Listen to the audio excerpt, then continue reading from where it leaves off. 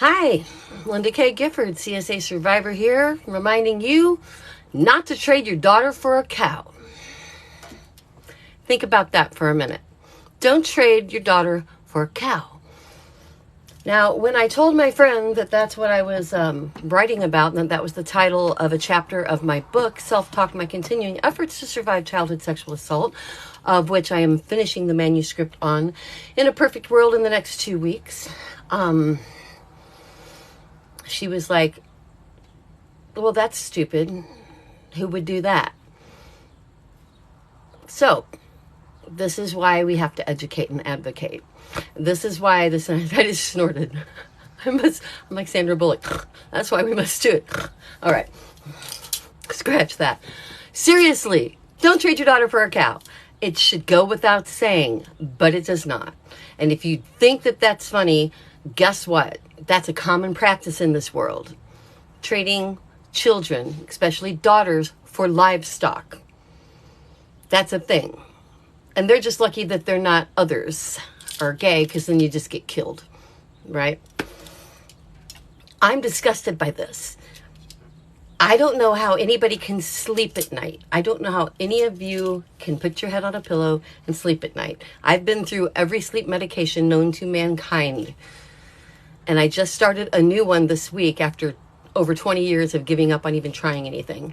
I'm deeply disturbed, not just by what happened to me as a child, because as an adolescent and teen, I was repeatedly raped for years and years. I was groomed and assaulted. I was shared with cousins and friends. It was a nightmare. It was a nightmare that my own ex-mother-in-law, not Pat, she's a saint, I always have to clarify, and a couple of people in my hometown, most of them are supportive, but a couple of people, girls I went to school with, are like, you should know better. You should know better. And this is why we have to educate, because grooming is something that happens even to nice people. I had a great family. My dad was a minister and a counselor and the principal of my high school. Everybody loved my dad. He sang and acted in our little small town shows. My mother, also awesome.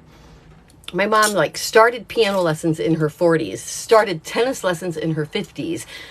She was the secretary and then became the head of the administrative offices at the School of the Ozarks. She established recycling there by buying all the cans herself and taking care of the entire campus herself until she got people on board. I had a great family, and I was still sexually assaulted for years of my life. And I hid it, and I didn't talk about it, and I let it eat me up, and I got married and divorced 3 times without talking about it. I thought I had sex down. I've talked at length about this. I did not ever connect intimacy and sex because I didn't know that was a thing, and we're going to talk more about all of that. But the bottom line today, and what everything is going to circle around to this week, is the E in spades. If you're new here, go back. I put them on YouTube. 5 days a week, we've been doing. The S was 1 week, except it was just the last couple days because I started in the middle of the week. The next week was separate the past from the present. That's the P, obviously. A in spades, ask for what you want. Don't just take what's given. D was don't wait to feel okay to be okay. And we spent a lot of time on that last week. And now I need you to educate and advocate. And if you're the kind of person that can know of the atrocities going on in the world and overlook it, then you're not my people. Go away. Bye. All right? I don't want you. I have turned down as many people as I coach. I will not... I have never taken money, but I am going to start accepting subscriptions to support the Sweet Survivor Rescue Fund. I make my money from my store, feelgoodfairtrade.com. We'll be 5 years old in May, and we support women artisans in over 20 countries. And I mean directly support. Buy their products, warehouse them here in America, and ship them to you in 3 to 5 days. If you want to talk to someone who made your piece of art that you buy, I can literally at least hook you up with the company, if not the actual artisan, and oftentimes the actual artisan. Saying, I'm trying to do my part, and I was doing my part before I ever confessed, air quotes, because it's not a confession to tell the truth. Well, I guess it could be a confession to tell the truth. But I don't like the word confess because it sounds like I did something wrong. And that's how I felt my entire life. And that's how you probably feel if you're a CSA survivor. And you did not. And that goes for adolescents and teens like myself. It started when I was a young adolescent, but it culminated when I was a teenager. And by then, I did not have any education in saying no. I was groomed to just dissociate and go away just go away. So when things started happening, when I was quite young, I, of course, knew it was wrong, but I went away and I dissociated. And I've talked at length and will continue to talk at length about dissociation, about my two alters, whom I call Little Girl and Rage. When I met them, Little Girl 22 years ago, Rage just a couple years ago, how it's affected my life, blah, blah, blah. But the point is, the way that I get on with every day, the way I truly survive in a way that does allow me to get a little bit of sleep at night, is by trying to make a difference. And that's what we're going to talk about all week. You have to try to make a difference too. You don't have to, but if you want to hang out with me, you have to try to make a difference in this world. Okay? It's your personal choice if you want to talk about what happened to you in your own circle. Fine. I recommend you tell the truth. I recommend you not protect your assaulter. I've got part of my family that I'm sure won't even speak to me anymore. And I was just told by my niece a couple weeks ago when I finally messaged her to tell her what her father had done to me and that she needs to watch out for her own daughter. She said she didn't want to hear it anymore. She's college-educated person who did not want to hear it. She said, he's been nothing but a great father and grandfather, and I don't want to hear about this ever again. And I'm just like, wow. He was also an adolescent assaulter and a teen rapist. How do you factor that into your great dad and granddad? Okay, are we supposed to give him a pass? Because that's something we could talk about. Many of you, if you're not new here, if you've been with me for a while, you know I do not believe in forgiveness. Not at all. Forgiveness allows perpetrators to get away with it.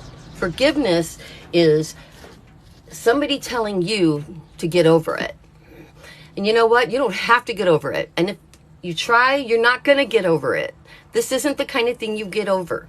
You don't get over years of sexual assault.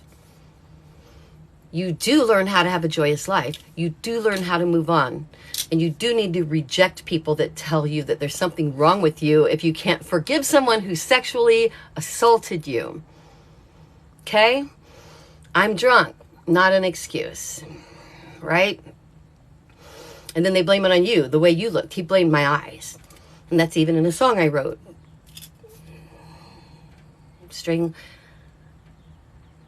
Okay, having a moment.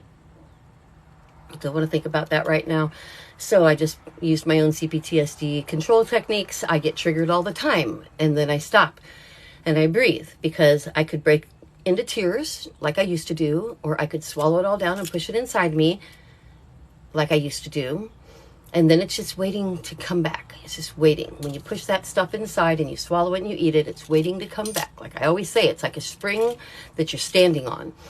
And the moment something triggers you again, boosh, you have that risk. So getting control of your CPTSD is critical to moving on.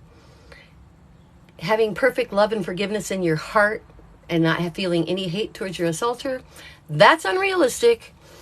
Don't even worry about it. Don't even worry about it. If you're the kind of person that can say you forgive, all right, good for you. I don't forgive my assaulter, and I never will. But I've learned to have a wonderful life.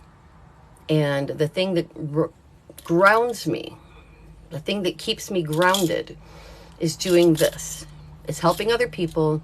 It's raising money for the women artisans that I buy from through Sweet Survivor, most of which are being given an alternative to sex work or being raised out of poverty, and also a lot of whom, especially my African artisans, who are woman company owners. Small Art, our carved soapstone, that's 5 women that own that company. My salt products come from So Well, a 3-woman owned company in Pakistan who makes salt lamps and salt products and things.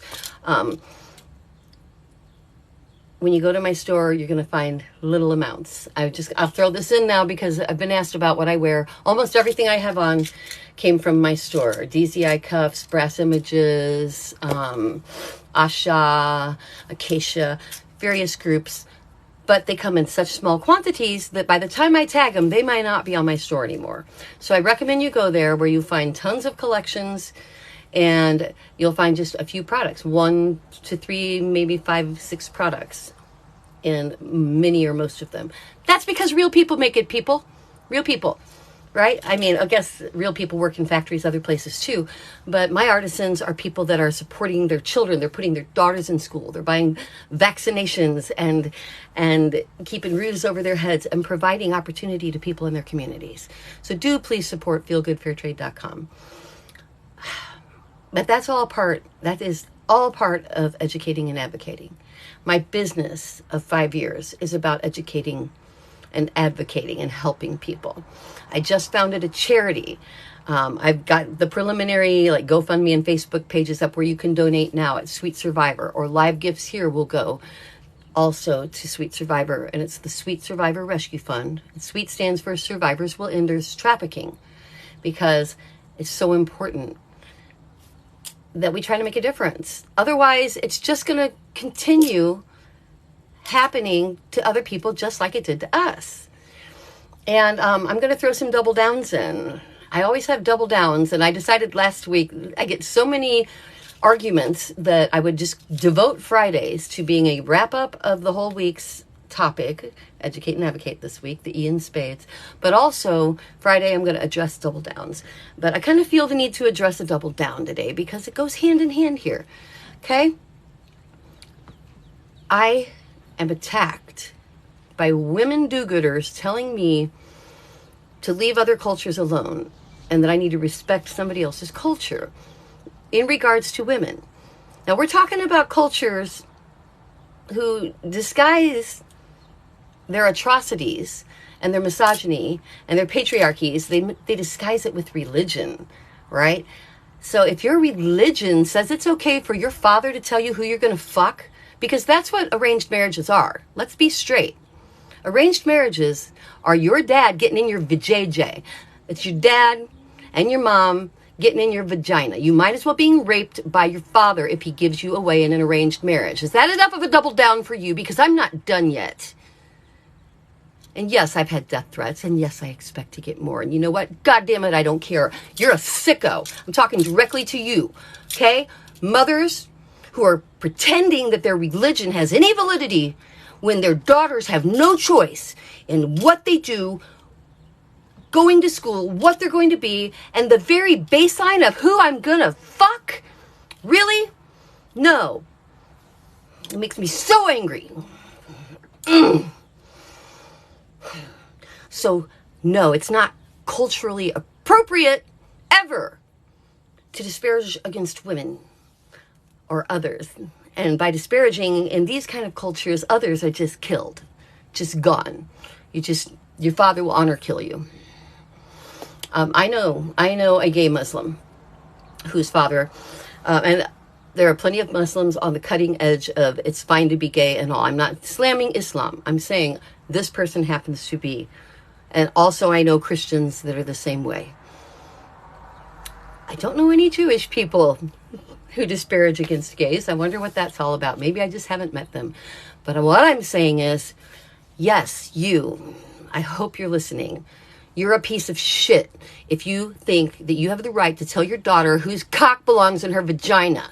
That's gross. That's sickening, and it's not culture.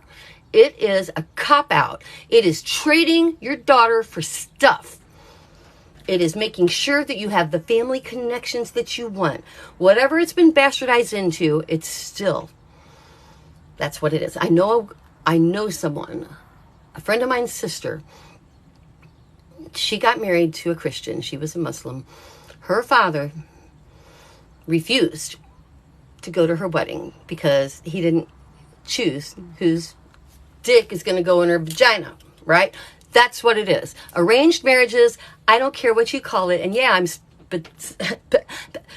spitting mad, specifically talking about it for a long time to give you plenty of time to hear me and plenty of time to respond, because I am willing to take on and debate anybody, including my old mentor who was a wonderful mover and shaker in this world, but who still tries to make cases for arranged marriages. I don't know about you, but if my dad was telling me who I have to have sex with and have children with and be with, I would run away. I would do anything. There is no honor in being told who you have to have sex with. And that is what an arranged marriage is. And if it's not, then you're depriving yourself of a lifetime of fulfillment, because you deserve to have good sex. And I'm so goddamn tired. This is part of educating and advocating, and I really should be less mad. Okay, calm down, Linda. Count to 3. I get very, very angry about this one. I get very angry about the language we use in our own American society. I get very angry at people telling me, other women telling me, I'm just too sensitive to the idea of someone calling someone they sleep with daddy. Hey, daddy, fuck me. That's disgusting. But the language of society sets us up to overlook and forgive incest and rape and assault. We tell our daughters to be sexy before we ever say the words.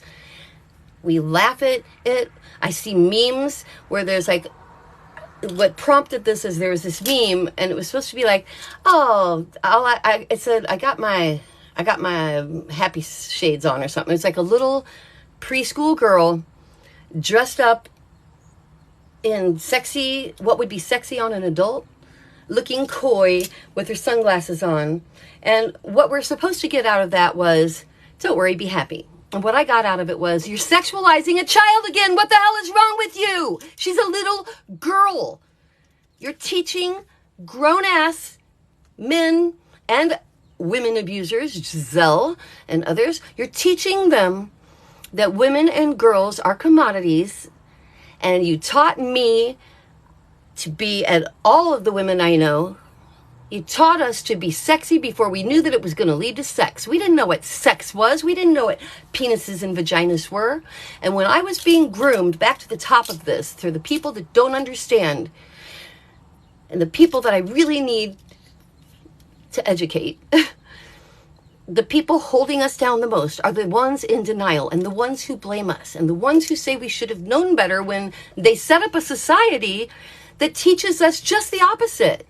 It teaches us to be sex objects before we even have a clue. Now, if you choose to be a sex object and you're a grown-ass woman, okay, that's your choice, I suppose. I've still got issues, and I could talk all day about them, but I'm not going to for the sake of, that's not today's topic. All right? But for God's sake, have some self-respect. Don't allow yourself to be given. You are not a present. You are not a commodity. You're a grown-ass woman. You're a grown-up. You're a woman. I don't care what your culture is. I don't care what your parents say. If your parents cannot be convinced that you should not have someone else choose who's going to fuck you potentially for the rest of your life until they want someone else, and then you're going to accept it, because divorce is also not okay to these kind of people. And this is cross-culture. This isn't just Islam and Muslims. This is conservative Christians. This is Orthodox Jews who will actually tell you that marriage, you don't need to love your wife or your husband. Marriage is about propagating I was going to say species, but that's not fair. Propagating your race and religion. That's nonsense. Physically sharing yourself with another, in my mind and heart and soul, is the most important sacred thing I could ever do. Way more sacred than anybody's idea of religion or right and wrong is my realizing that my desire matters the most. And that does not make me a slut. Thank you very much. Say it again. Yeah, she's a drunken slut. I did used to drink on my live streams, but actually haven't drank in like a month, except for a couple glasses of wine once. I decided to take a break from that, and I haven't drank on my live streams for probably over a year. So, drunken slut, no, although I do enjoy a nice glass of wine or a good scotch. Just saying. If you don't want to send live gifts, you can always send a nice bottle of wine or some scotch. I'm just saying. If we don't teach each other to live our own lives for our own joy and happiness, we can't be anything to anybody else. All we can be is a commodity. And if you accept being a commodity, then okay, I guess, and goodbye. You need to leave now. You need to get off my live stream now. Okay, I don't want you here. Unless you're trying to learn something, okay. But if that is your mindset and you're stuck to it, I don't even have the patience to argue with you because you're a fucking moron and an idiot. More appropriate to say would be you are brainwashed by your culture, which is, or your religion. You're brainwashed by beliefs that are being disguised as culture, but it's not culture. It's not a valid culture if it marginalizes anybody. We all have the right to exist. You know my views. I want to make tons of money, mostly so I can give it away. But I'm all about capitalists being able to be capitalists. I'm also all about a baseline of society being established to where nobody gets preferential medical treatment and nobody is starving on the side of the road. And those incapable, for whatever reason, of providing for themselves can at least have a baseline of being housed and fed. If for no other goddamn reason, then I don't want to see them on the side of the road making me feel bad about what I've got. All right? So if that's not enough for you, if you can pass someone on the side of the road in need without feeling anything, you also should leave my live stream. But then there are the other couple of types. There's I can see what's going on and I feel so bad for them. I'm glad it's not me, going on my merry way. And then there's the ones that are like, I see what's going on and I feel so bad for them. What can I do to change the picture? You're my people. You're my people. So if you've made it this far and you haven't hung up yet, please go out and educate and advocate. All right? And as I said yesterday, this whole week's going to be about education and advocating. And it starts with you. It starts with you. How are you ever going to get out from under someone else's rules if you don't respect yourself? So start by, as a CSA survivor, it seems like the number one place we all have to start is the shame is not mine. The shame is not yours. We didn't do this to ourselves. We are not responsible. We weren't too pretty. Our eyes weren't too intense. Our breasts weren't too big. Our dress wasn't too small. We were raped by perverts. We were raped by people who unfortunately have been taught by the society that damn near nothing will happen to them if they assault us, and don't call it abuse. Anything that you previously have called sexual abuse is assault. I have yet to think of or have anyone tell me one instance of what they're calling sexual abuse that is not really assault. So call it what it is, because that's part of educating, is changing the language of society to reflect what we want it to be. So if you think calling someone daddy is sexy, or if you think calling your woman little girl is sexy, you're wrong, and it's disgusting, and it's gross. And it's the reason I named my alter little girl. When I discovered that I had an alter, she came out in therapy. I woke up in the corner and the whole room stunk like a stink bug. It had to be fumigated. And like just riding home in the car, my car had to be fumigated literally afterwards, because I created this toxic stench, which my therapist then said, she said that was the first time she'd ever actually witnessed it herself, but that it's something that happens in extreme traumatic recall. And during that recall, I met little girl. And I'm telling you, I call her little girl because I realized at the time that was the problem with my first husband and I. I've said before, he was a really good guy overall, but he had a habit of baby talking, and he carried that over into sex. And to me, looking back, I was like, I never could understand why I hated sex with him so much. You know, we were both musicians and on the road most of the time. And when we did get together, you'd think it'd be like, great, we're together. My partner and I were about to move in together, my current partner, but we live in separate cities. When we get together, it's a fuckathon. Definitely. It's a marathon because we've only got a few days and we're going to make the most of it because sex and sexual expression and fulfillment feels amazing when you're in it for the right reasons, when it's your choice. I absolutely crave him. And I couldn't understand why I didn't crave my first husband because I married him. I loved him. He was a good, kind person. So I thought there's something wrong with me. And I chalked it up to being a CSA survivor, but I didn't tell because telling in my mind back then meant I was dirty and bad and wrong and no one would ever love me and no one could ever think of me the same again. And I omitted. So I suffered through our sex life, which probably could have been great if I'd have just told the truth, if I'd have just had a grip on then what was really upsetting me, if I'd have just had the knowledge to say to him then, stop calling me little girl, because it's giving me CPTSD flashbacks to my childhood. When, because I was a little girl, evidently I was fair game as chief dick sucker and person to be raped. And I don't want to be that person. And it's gross when we use words like that to describe people that we sleep with. And it's not just me being overly sensitive, it's you not being sensitive enough. Maybe not you, but the universal you. Hopefully not you. So do please examine the language that you use and think about the overall implications. Where did that come from? What does it mean? If you can look at somebody that you call daddy as somebody you fuck, your world's really messed up. Really messed up. And evidently that goes for a huge percentage of the population. So you know what we have to do? Educate and advocate. Yes, the E in spades. I'm tired of hearing how good I've got it.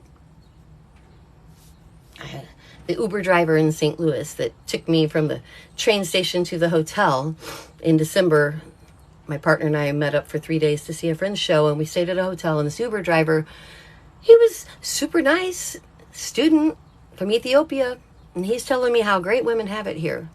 When he asked what I did, and that's something I used to not tell either, and I'm like, well, I counsel childhood sexual assault survivors because I am one myself, you know. And he just started in with, oh, women, you guys have it so good here in America.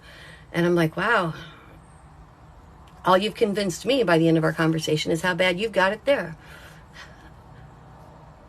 To think when we couldn't pass an equal rights amendment that was on the table since 1972. We can't even get other women in our own country to agree that we shouldn't be disparaged against in the workplace for like pregnancy, or our income level shouldn't be different because we are a woman instead of a man supporting his family. Like, we don't support our families. Anybody look at the divorce rate? Yeah, I've got 3 kids. And other than a tiny bit of child support I got briefly until he just quit paying and the court won't do anything to him. I still don't know why. I raised my kids. I put the roof over their head. I'm doing these things. But you know what? I will get paid less because I'm not the breadwinner. In whose fucking world am I not the breadwinner? Demand equal rights. Vote. This is your gun. This is your gun. Your mouth, your voice. I've said it before, I'll say it again. Use it. You just can't go killing people, unfortunately, because there are plenty of people that I could put a bullet in and sleep fine tonight. And I mean that with all my Heart, that is a double down, because someone told me I must be kidding. Hell no. I'm not kidding, because there are a lot of people that have proven themselves to me to be just worthless on this earth, and I don't wish them harm. I just kind of want to vaporize a gun to just go poof and make them go away. All right, don't be one of those people. But I will tell you one thing I'll never do is actually go out and kill them. Only because I don't want to go to prison, though. That's the only reason. Because society has restrictions on people like me who are angry from what happened to us. And I am here to tell you, don't lose your anger. Redirect it. Make sure your anger isn't at yourself. And make sure your anger isn't at your current partner inappropriately. And make sure your anger isn't at your children or your daughters. I have 3 sons, and when they started to outgrow me, I literally had to go to therapy because I don't like to be touched, period. There's a long line of men who, I don't know their names, but could attest to the fact that if they pinched my ass or so much as touched my waist in a bar, I have turned around and immediately backhanded them to the ground, because that is where they belong. You do not touch a person. And when you are a CSA survivor, it can be difficult even with your own children if they get to the point that they're bigger. I don't like big guys. Don't like being overpowered. Sorry, big guys. I have a son who is 6'1.5". I've got another son pushing 6 foot and another one just under. At the point they started to outgrow me, I had to do conscious therapy to reconcile the hugging and the touching and the roughhousing, because what it was doing for me was giving me instant CPTSD flashbacks to feeling overpowered. If your kid can pick you up and you're a CSA survivor, that can be daunting. But I learned quickly, I knew already, that's why I went to my therapist. I'm like, I need help with this, because this isn't a response I want to have.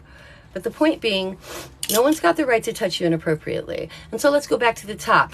Neither does anybody in your family have the right telling you who you're going to fuck. And I use that word very carefully. Who you're going to have sex with is your own damn business. And it should be. And I'm going to make a correlation. I just figured out in the last 2 years, since re-meeting my partner, who I knew 30 years ago, worked together back then, for the first time ever, I was conscious of wanting him physically, having a physical sexual response to him before we ever touched. It was the first time, 3 marriages and divorces, I remind you, that was the first time I had physical desire for anybody I've ever slept with. And I didn't realize that I didn't have physical desire. So let me explain that, because this is important in educating and advocating for yourself. If you're a CSA survivor, there's a good chance, from my experience talking to others like me, that you have mistaken sex for intimacy. And you think that if you're having sex, that you're in an intimate relationship. But while intimacy is important to a good sex life, most people are having sex without true intimacy. Even with people they marry, even with people, especially if you're given away. Like I said, the whole concept of being given is just disgusting to me. And the idea that your virginity could be taken or given is also disgusting to me, because it sets up this paradox where you're ruined, right? And then they try to tell you, you can be a re-virgin. I know you were ruined by somebody, but now you can be a re-virgin. All of that, just throw it out the window, okay? The fact that somebody put their penis in you and uninvited doesn't ruin you. It should ruin them. But society won't even punish him. Hence my anger. My anger isn't so much at my assaulter. I didn't let go of that, and I'm still angry about that. But my anger is with a society that set it up. My anger is that in this wonderful family I had, I still, people are like, why didn't you tell? If all this is true, why didn't you tell? And God, I've given that thought. I've given it thought. I've done trauma-focused cognitive behavioral therapy over it. I've talked with my therapist. And there's only one answer. And it's because it never even occurred to me. It never, ever occurred to me to tell anyone that my brother-in-law was in my pants touching me as a child. It never occurred to me to tell anyone that he was teaching me to suck his dick, and I hated it, but I knew I wasn't going to get home because I couldn't drive, and he would just take the car and park it somewhere. Why did I get in the car? Which is actually a truck, Bronco. Why? Because I was told to. This is what grooming is. Grooming can happen to anyone from any walk of life, at any income level, at any race, at any religion. Grooming can happen to you. And then it goes on and it goes on. And there was a period when I got away from him where I would be probably called promiscuous a little bit, although still pretty light by modern standards. But I did some things that I wish I hadn't. And even at the time, I didn't want to do them. But I did sexual things because it didn't occur to me that you can stop those kind of things once someone starts them. That's what grooming does to you. And you have to teach it out of yourself. So, I encourage you, if you're a sleep around person, and most sleep around people justify it and say, I'm fine with it, I'm good, this is what I want to do, I'm making my own decisions, and that is something that happens routinely with CSA survivors. You take the power back. I will fuck you. You won't fuck me. I'll fuck you. Right? But is that really power? Is that power to turn it around? Is it power to dissociate and allow things to happen that you really don't want to and call it an open lifestyle or whatever? And again, if you're a person in a polyamorous relationship, if that works for all of you and you know the reasons why, okay. But I'm saying, if you are that person and you have any negative feelings at all about yourself, or you tend to fall into relationships that don't work out even when you want them to, and you tend to be attracted to, catchphrase, narcissists, but it's true, CSA survivors always go for that person who, that narcissist, they seem powerful, but they're so needy. They need you to stroke them, and they need you to be a prize. And we're so busy trying to be perfect that, like, many of us, you know, self-included, straight-A student, honor society, cheerleader, first seat flautist, I rocked it all. At the same time I was being raped and assaulted, I rocked everything else because I was making it up. I was trying to be a good person despite my assault. And the one thing that never occurred to me was that I'm a good enough person. I shouldn't be being assaulted, even if I'm a D student. You can't make up for what happened to you by succeeding at everything else. But you can make up for what happened to you by living life well. Like they say, the best revenge is living well.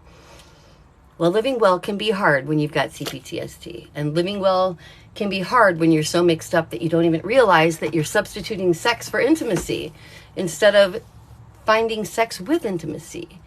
And I'm here to tell you, once you have actual sex with intimacy that is real, that is the kind where you yourself want this interaction, not for money, not because they're a prize, not because they're the best looking or the best at anything or most appropriate or your dad likes them or whatever.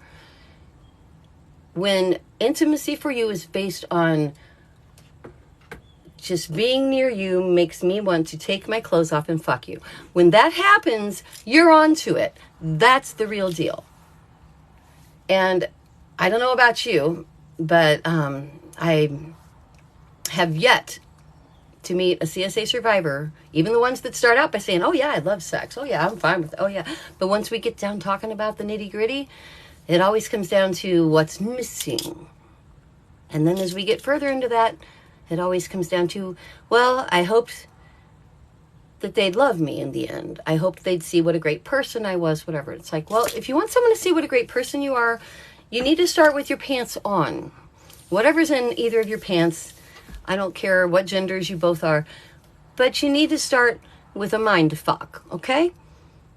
And if that mind fuck, meaning in a good way, if that person doesn't send up any red flags, if they are ethically and morally in alignment with how you feel and you like that, you'll potentially develop this sense that you want to touch them. And if you don't, they're a friend. They're a friend. Don't make them a partner. Don't marry them. Don't stay with them if they're a friend. So many people I know are married to their friends, but they don't even have any kind of a decent sex life. And it's usually one of them that wants it, and that's why they're talking to me. I'm counseling a guy right now. A guy who he can't understand. He's trying to understand why his wife doesn't want to have sex with him. And in talking with him and asking him questions, I find he's just sitting back wondering, but not doing anything. I'm like, do you say nice things to her? Do you know, he does the dishes, he helps around the house, that kind of stuff. But I'm like, do you just say, hey, your ass looks good today, whatever, you know? Do you exchange pleasantries in a sexy way? Do you do things to make her feel special? And he's like, no, he's just been waiting for her to want him. And I'm saying, here's the harsh truth. If you're being yourself and you're being honest and you're doing the best you can and they don't want to be with you sexually, move on. It's either a friendship or you're filling some kind of a role for them. But people who are in what I call the only marriage I will accept as valid are, and not even marriage, coupling. I don't care about a legal piece of paper. I consider myself married to my partner, and I'll probably never marry him unless it's for the insurance, and then I would. But that's because society has set it up to where insurance and tax advantages matter in this world. But no one is going to tell me a piece of paper means you have to sleep with somebody. And no one's going to tell me that anybody's got a marriage if they're not wild about each other. That's a construct. So are you in a construct or are you in a marriage or a partnership with somebody? If you guys don't have, and this isn't about intercourse, this is about intimacy that includes sight, smell, touch in whatever way. If you don't want each other in that way, you got no business calling yourself married. You've got no business staying in the relationship, and you've got no business, and this touch is really personal for me. I'm close to somebody who was a lot of people actually, who are in what they call marriages, and come to find out they haven't even slept together in years or whatever. For me, they're the ones that ruined marriage. I didn't have anything against marriage until I learned that most marriage in this world is a social construct that has nothing to do with two people actually wanting each other. That's ridiculous. You deserve physical pleasure. And as a CSA survivor, let me precurse this by saying, women specific, most women say they've never had an orgasm. Most women, 60 to 80%, depending on what poll you want to look at, have never had an orgasm. Well, 60% have never had one with a partner, and 80% roughly have never had one without a toy. So there's a 20% margin that have discovered toys. And sure, I have a toy. It works, but not in the same way. It's not the same as a mind meld with somebody. And you're not going to get to the mind meld with somebody if it's based on a lie. And if it's based on your dad telling you whose dick goes in your vagina, it's a lie. You didn't have a chance to make that choice. And as a CSA survivor, there's a good chance you don't even know it exists, because we had that taken from us. We, at a very young age, at the time, just before, I'd like to say, hopefully not at that time, because I'm opposed to teen sex, 100%. You're way too young. If you're a teenager, don't be having sex. That's ridiculous. Unless you want to have a baby. And I told my 3 sons, sex is awesome.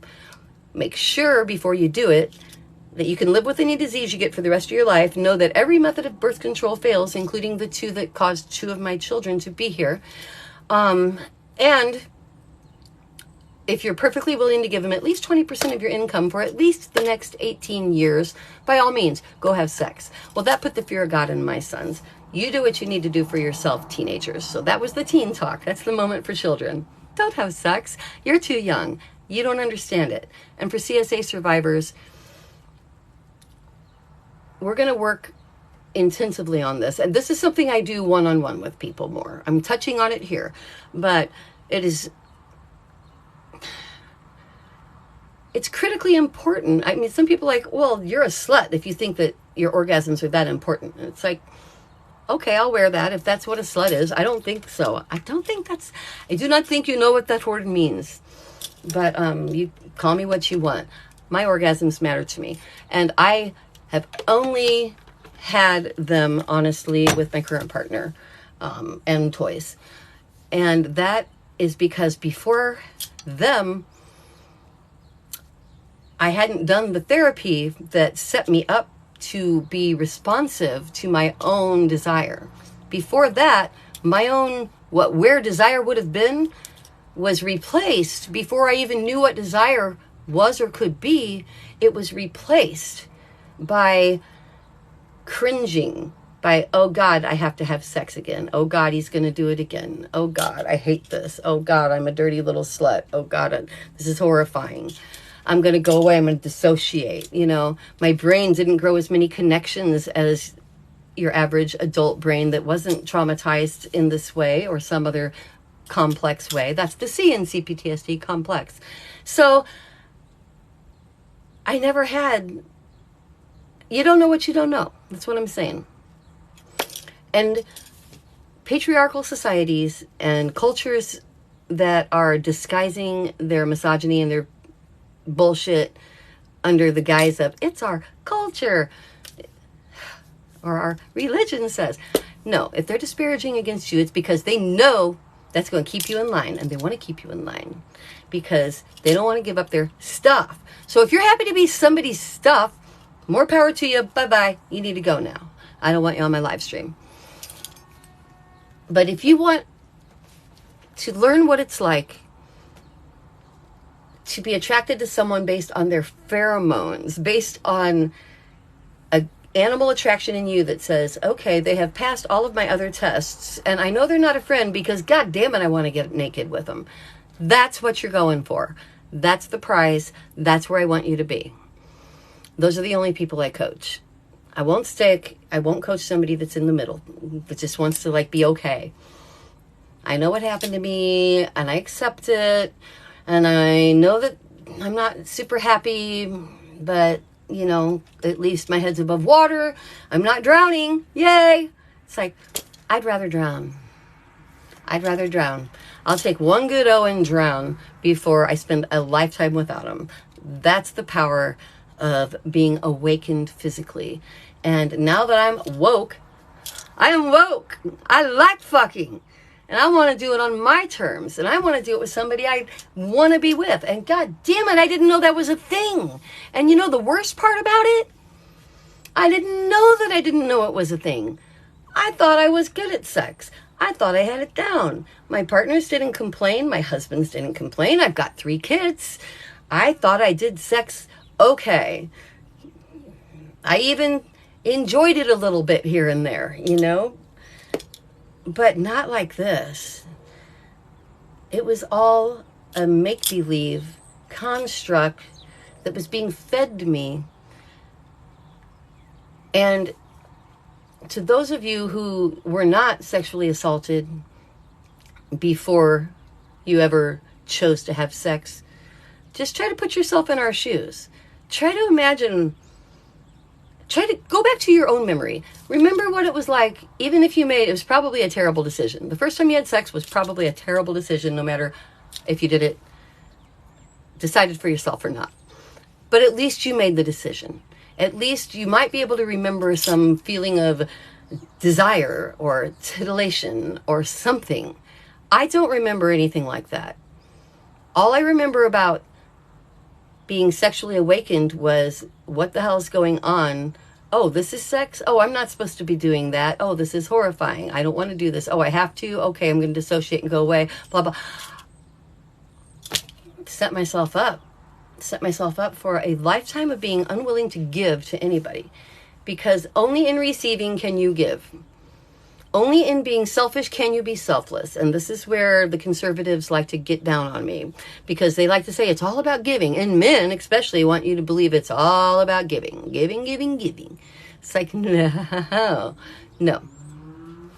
We'll start with my orgasm. If you can't pull that off, you're a friend. And we won't even get to my orgasm unless I already want you. Because if I don't want you, you're a friend. I don't care if you're my husband, you're a friend. Because desire is important. You need to educate yourself. You want to share with another person.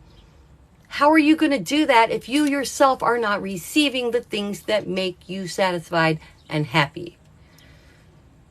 Okay? She's in denial. That's why she freaked out. Who's in denial? I never really look at these things, but I'm going to start doing that. I'm dressing up as a girl today. Cool. Dress up as a girl. I don't care what's in anybody's pants, and I think it's awesome. I had a friend who I never dated, but we were talking about it once, and I made a joke about how I thought that'd be cool. And he was like, I'll dress in drag and go out. That'd be fun. Because I was like, you know what? I told him, I think my next partner, I want him to be a she-male. And I meant it. So I think I want my next partner to be a transsexual or a she-male or whatever you want to call it. Because I like the whole working with the dick appendage penis thing. But I also, at the time, was like not having, success with men. And this is before the therapy that's led me to understand, and before the desirous awakening that I had just a couple years ago, not even that long ago.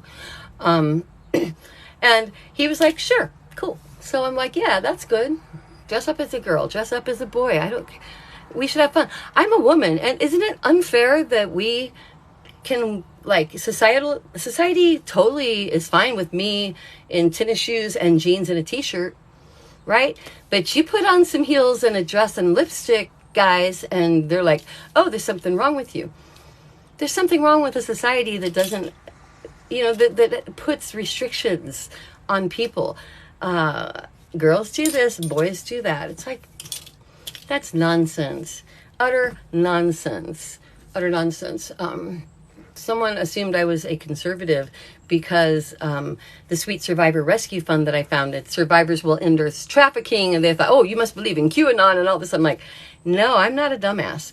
No, I actually have an education and a heart and a soul. So all of those things, an education and a heart and a soul, preclude me from believing dumbass things like QAnon or whatever. But the reality is people are human trafficked all the time, and I personally feel better. I was going to say we have an obligation. I guess you don't have an obligation to do goddamn anything in this world if you don't want to. But I am driven, and I hope you are driven to changing it and making it better for other people. Because I know that being raped as a child changed negatively 30 years of my life. I know in my heart that there was not a chance until I got through therapy I didn't even know I needed, ongoing therapy, that there was not a chance that I was ever going to open up and feel okay unless I did this. I'm drifting. I want for you what I have now. Call me selfish. I want you to have orgasms. I don't want to give them to you, but I want you to realize that. And the point is it's not because I'm obsessed with orgasms. It's because I'm using it as a measure. I'm using true intimacy and true desire as a measure for the goal we should all have. If your goal is to be subservient to someone else and to be bought and traded, fine. Okay, go live with the Maasai tribe. where traditional Maasai give their daughters away. I'll tell you about this interview I saw with a woman, Maasai tribe person. She felt sorry for us because we don't have sister wives. She's like, so great having a sister wife. And the interviewer asked her, why? Why is it so great to have a sister wife? And she's like, well, because she, at 14 years old, she was given by her father to a much older man. She cried.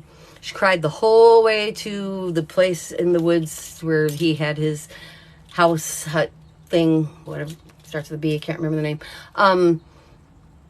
And so she essentially was raped and had children until he came home with another wife. And then she was so happy because she wasn't stuck in the woods all alone anymore. And she never liked him in the first place. There was no desire. There was no anything between them. She was a commodity. So of course she was glad when they sent her some company that could take half the fucking and put out some babies. And then they were both super happy when number 3 wife came home with them. And he goes away for long periods of time. Then he comes back, number 3 wife. Now she takes more of the fucking because she's new. And she said that the best thing about it is now we have more daughters. Now we'll make more children because there's another wife. And we need to make more daughters because that way we get livestock. We can trade her for cattle. And she's super, this woman, tribes person, was super happy to be traded, or not to be traded, to be having someone else come in to get raped. She was glad that her husband made a deal with yet another couple of fathers to take their daughters. And you know, he probably gave them some cows for them. Then he brought them home, raped them, produced children whom they could trade for cattle. And wife number 1 and 2, and probably number 3, but especially number 1 and 2, super happy to have more wives because, hey, livestock is good. It provides wealth for the thing. And we're supposed to call it culture, and I'm supposed to respect that? Seriously? Do you respect that? Anybody? Do you respect that? Hell no. Hell no. When we are intimate, it's amazing. Spiritual, but not very often. Hey, it's not about frequency. If it's awesome and spiritual, that's awesome. Good for you. That's how it is for us. We forget the boundaries. We forget we're human. We don't know the day, the date. We go to another place. I've had plenty of sex in 3 marriages, but I never ever knew that was possible. And when it is, it's just something amazing. What's something about you that nobody knows? I don't know. I've put it all out there pretty much. Why does nobody know? Oh, I have a hole in my tooth right there. I'm waiting for a tooth implant. Nobody knows that. I'm serious. I keep putting my tongue there. So if I ever make funny faces, it's because I'm awaiting a tooth implant. That's probably not what you meant, though. What does nobody know about me? I have to think about that one. I'm not sure. I'm pretty, out there these days. Pretty out there. And again, great sex isn't about frequency. My partner and I live in 2 separate cities. And I'm about to move in with them, and that's why it's so great. We were like, as much as we enjoy sex, it's like now we won't just have to have sex the whole time we're together every time. That's what we want to do because we like it so much. And it's like the best, great thing. But we also enjoy talking and watching TV and Formula One together. I am a huge Formula One fan. Quiz me. Quiz me. Yeah, Formula One. There are 5 tire compounds, right? And the last race, they used number 5, 3, and 2. And I've only seen them use 3 in a row before, and I thought that was pretty fascinating. But I'm a huge Formula One fan. Bet you didn't know that. My grandmother looked like the Queen of England. Bet you didn't know that. I think they should cast me as Elizabeth. Somebody? Do I look like the posters of Elizabeth? Yeah. Weak chin. Pasty-faced and weak-chinned. Yeah. So, that's something else. Just looking here. Hi, Emily. Emily.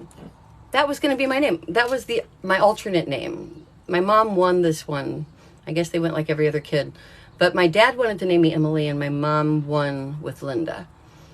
after her best friend Linda, and my middle name's Kay.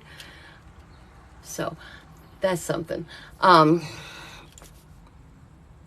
Generally, I just talk at you, but it would be nice to talk to you, and that's what we're going to start doing. So I did want to let you know, I'm not charging anything, no hidden things, no whatever. I am going to have an e-course that I am going to ask you to subscribe $5 a month to the Sweet Survivor Rescue Fund subscription that I'm literally working on right now. Here's my computer. I'm working on the Sweet Survivor Rescue Fund. Oh, it blacked out. Subscription and on my page, lindagifford.com, which is all screwed up right now. Don't even go there. But feelgoodfairtrade.com is my business. And sweet merchandise is what I've been getting out. There's a little bit launched on Feel Good Fair Trade, but there's going to be more. Oh, there's my partner now. Hi, I'm home. Calling my mom. Talk to you later. Cool. All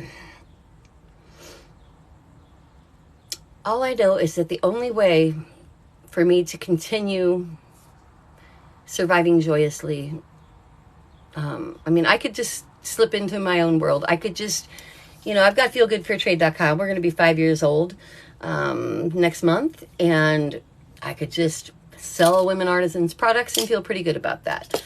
I've got a wonderful partner. I could just hang out with them, be intimate when I want to, and be super happy.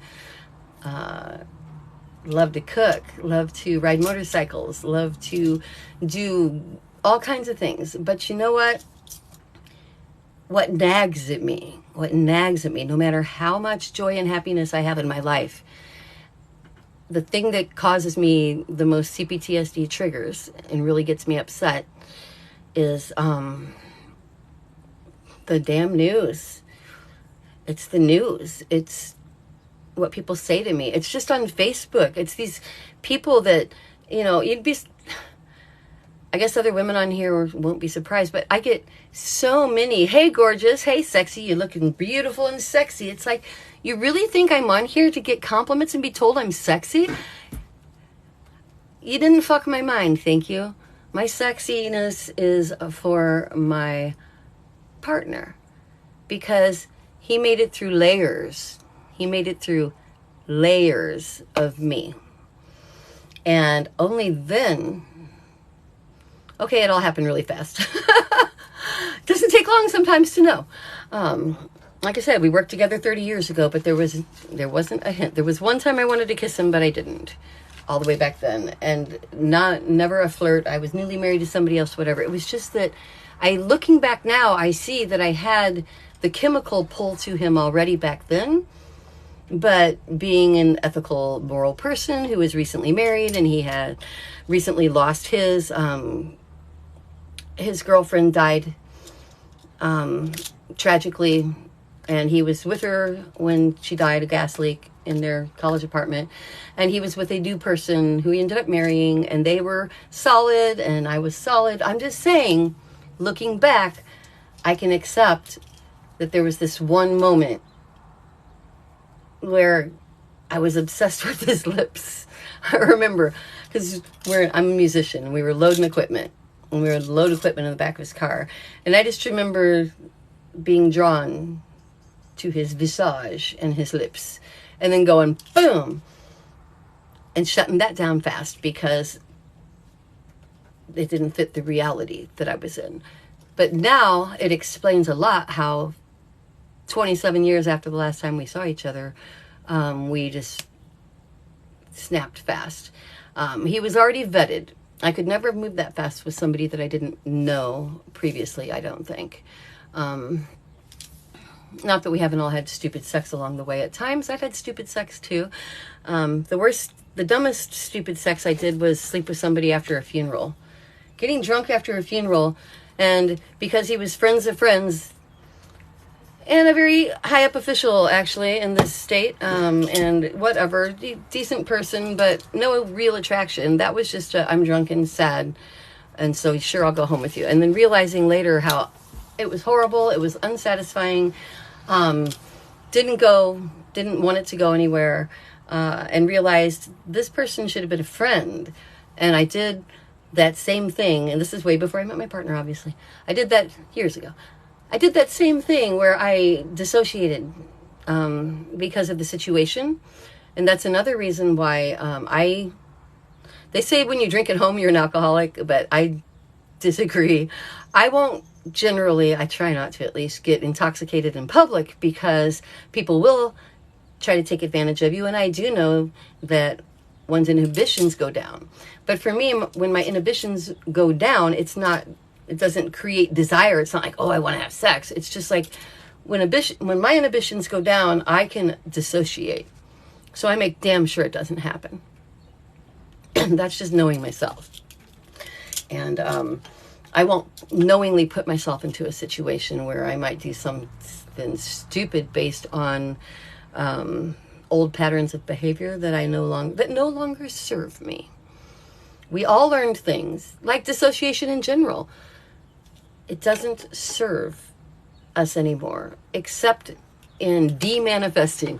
I like to call it that because people talk about manifesting reality, right? You have to manifest your reality. And I felt like that's too frightening and scary that I have to make something up and it's confusing. And I like to think of it as removing things that don't fit the picture you want to be in until all that's left in your picture is either nothing and a picture left to fill, or things that you do enjoy. Jobs, people, education, whatever. Look at your picture, look at your world, and just start removing. Use your dissociation for good, not evil. Because dissociating at the moment where you are allowing yourself to be used by another person, and they may not even know they're using you. It's not fair to them either. If they think that you may be starting a relationship and sharing with them, but really you're just like, I'm drunk and uncomfortable, so I'm going to dissociate and go along with it and then never speak to you again. You're not helping them out either. You know.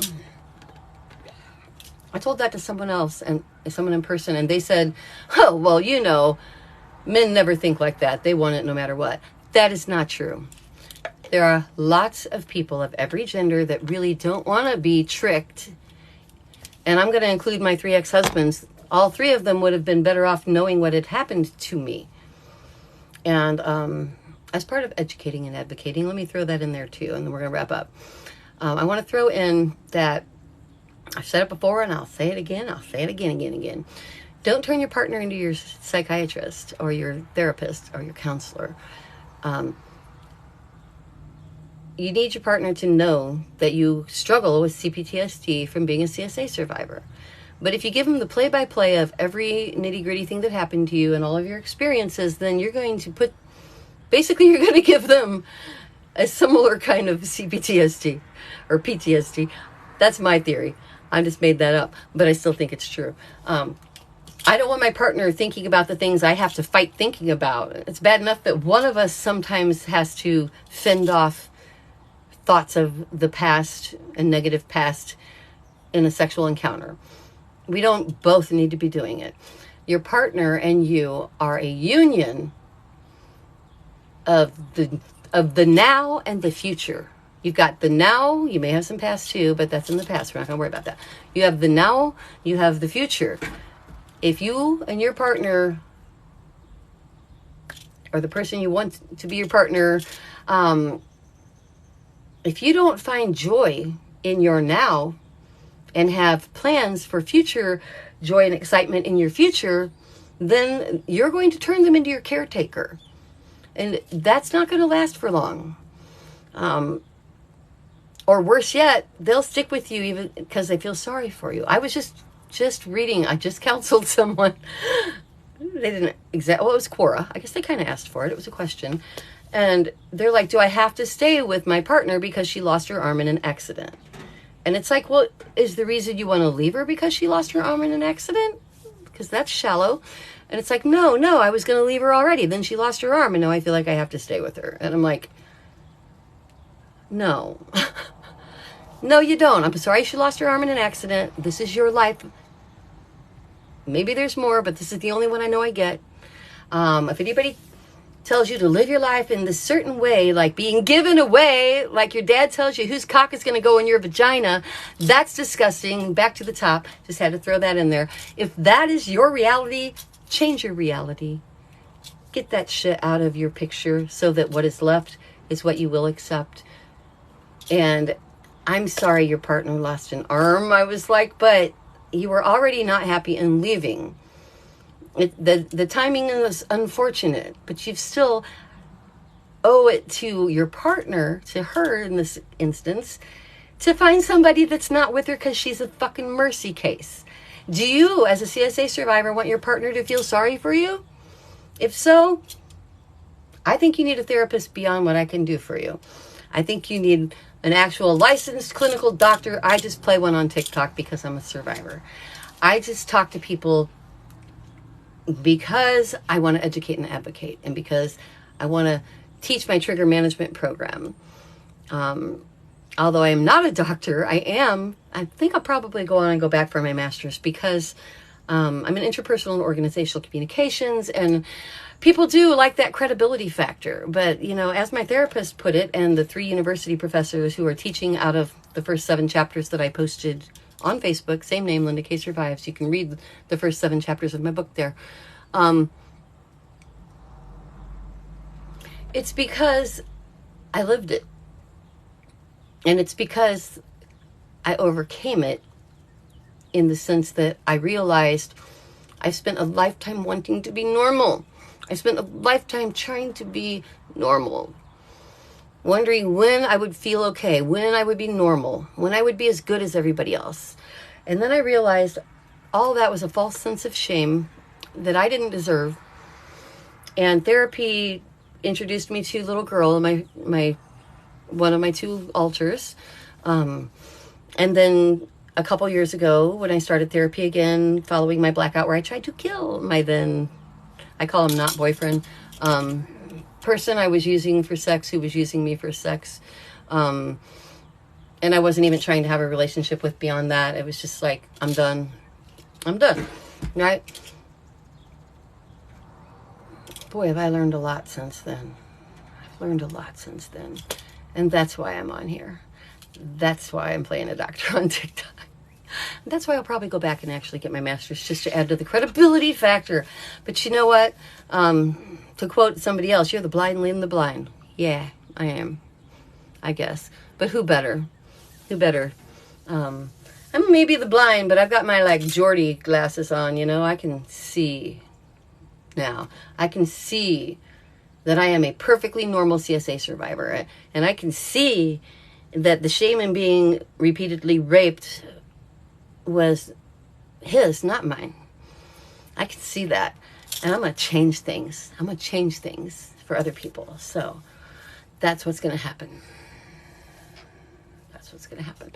Just checking through here.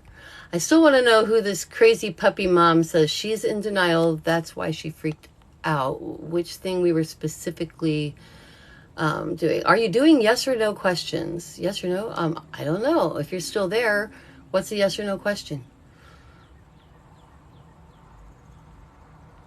Ask me one, and I'll say yes or no, I guess. Probably not, because I tend to, like, answer yes or no questions with, like, paragraphs. It's just the way I was made, I guess. So I'm going to talk to you guys tomorrow, where we're going to talk more about educating and advocating. Today, very much about your own self. Receiving is the only path to giving. If you're not receiving, you've got nothing to give. If you're not receiving, you're a commodity. Don't be a commodity. And for God's sake, don't trade your daughter for a cow. Should go without saying, but in a lot of parts of this world, it's the norm. That's sad. I'll talk to you tomorrow.